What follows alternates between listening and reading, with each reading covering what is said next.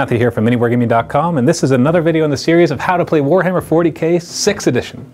This video is going to cover characters and independent characters, and what they can do in your army, and just all the fun you can have with them.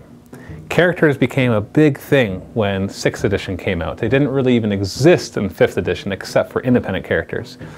But they've added in the ability to challenge other characters. They've added in the ability to single out things if you want to shoot or strike in close combat. And we're going to cover all that right now in this video. The first thing that you have to understand is the difference between a character and an independent character.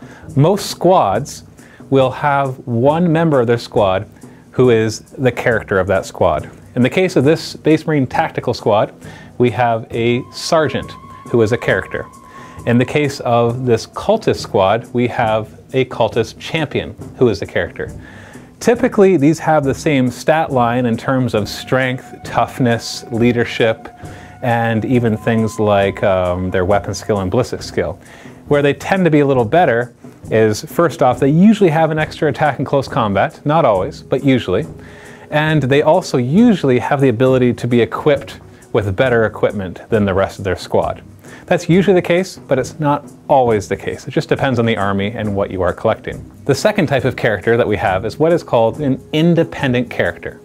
Now, the main difference between an independent character and a character, besides the fact that independent characters usually are more powerful, is that a character cannot leave the squad that he is part of. For all intents and purposes, he's part of that squad. An independent character can join and leave squads pretty much whenever he wants to, within certain restrictions that we will cover in this video. Besides that, it works mainly the same way for almost everything that you do.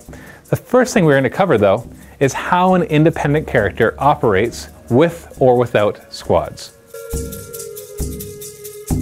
In order for an independent character to join a squad, it must move to within 2 inches of that squad, and then declare that it is now part of that squad. This can be done during the movement phase only. And you have to be careful, because if an independent character joins a squad, that squad cannot move any further in that movement phase. So if you're planning on moving up, you're going to want to move the squad and then move the character to join them.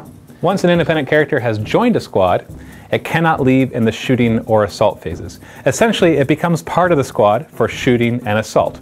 In the shooting phase, whenever they target a squad, the independent character normally has to target the same squad. In the assault phase, when they assault, the independent character has to assault the same target. There are going to be some exceptions to this, but not generally. Because characters are so important, they receive a little extra protection from their other squad members. The way that this works is what's called Lookout Sir.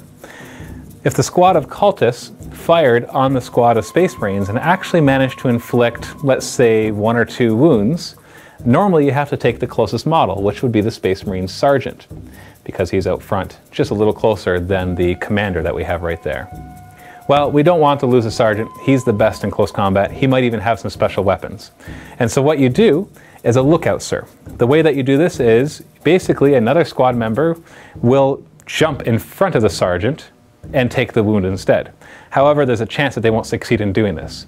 So you take a die, and on a 4+, another squad member will die instead. You take the closest one away from the person who was Lookout Sir'd. If the commander was the one that is closer, then his Lookout Sir works a little differently. Because he is an independent character who is part of the squad, he makes his Lookout Sirs on a 2+. So only a 1 would fail to succeed with the Lookout Sir. Another interesting quirk with having an independent character join a squad is typically this means that you'll have more than one type of armor save within the squad. It's not always the case, but when it is, you have to roll your wounds a little bit differently. Let's say that these cultists managed to inflict 4 wounds on this squad. So we've got 4 dice here that we're going to have to roll armor saves for. Let's pretend this commander was upgraded and had a 2+ armor save instead of a 3+ armor save. Next, let's move him a little bit. So let's put the sergeant back and this guy out front. The flamethrower, of course, or the flamer would want to be out front. And so we've inflicted 4 wounds. And so the problem is, the one that is actually closest is a 3+ armor. But the next one is a 2+ armor. And obviously we don't want to take all 4 dice and roll just for a 3+ armor because, hey, he might have made us 2+. So what we actually have to do is take this dice pool and roll them pretty much one at a time because we're hitting the guy out front. So he has to make his 3+ armor. So let's say he makes the first one, so we put that one aside. We take the second one, so this is still on the guy out front. Let's say that he failed the second one, so we're going to roll a 1 there. Well, then he would be removed from that combat. But we still have 2 more wounds to allocate. So these wounds are now going to fall on the character. Now at this point, we could decide to do a lookout, sir, and try to put it elsewhere. But we're going to have him take all those hits because, hey, he's got a 2+ save. That means he can absorb much more damage. And he makes both of his saves. There's a good strategy that if you have a guy with a very high armor save, you can stick him out front to absorb a lot of the attacks.